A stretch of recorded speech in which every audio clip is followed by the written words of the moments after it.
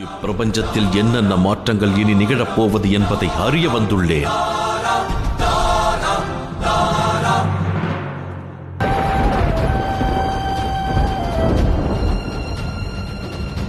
இல்லை சனி,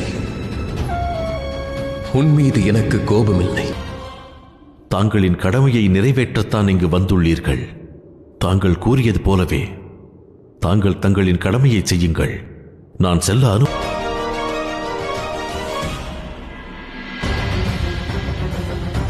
நான் அனைவரையும் நல்வழிப்படுத்துபவன். அதனால் எத்துச்செயலை இயலவில்லை.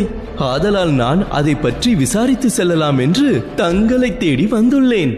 இல்லை, நான் சனியால் இலங்கை வேந்தன் ராவணனுக்கு என்னுடைய வணக்கங்கள்.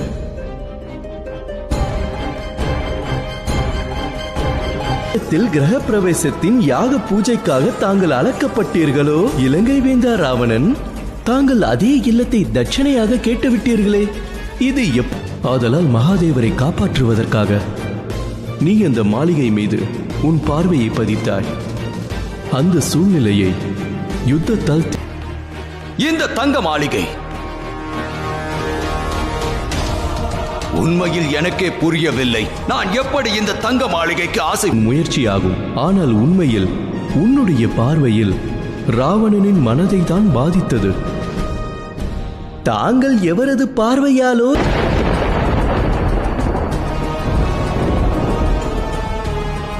ஒருவேளை நடந்த இந்த சம்பவத்தில் சனி தானே வந்தாய். அவரே அவரது பக்தனின் பற்றில் இருந்து காக்க வந்துள்ளாய். நான் பார்வதி தேவியிடம் உண்மையை கூற வேண்டும் என்று நினைக்கவில்லை. யாம் நைவானதல்ல.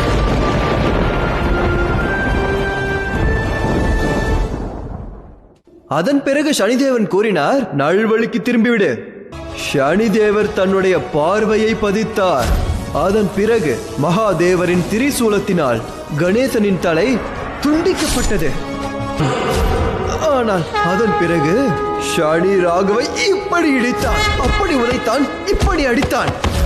அன்று ருத்ராட்சத்தை எரித்தார், கொள்ளும்படி கூறினார்.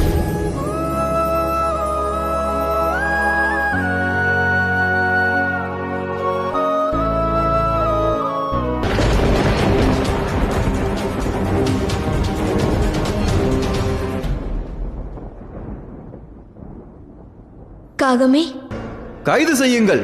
ஆனால் நான் சனியின் பெயரை உச்சரிப்பதை நிறுத்தப் போவதில்லை. சனி, சனி, சனி. சனி மீண்டும் வந்துவிட்டான்.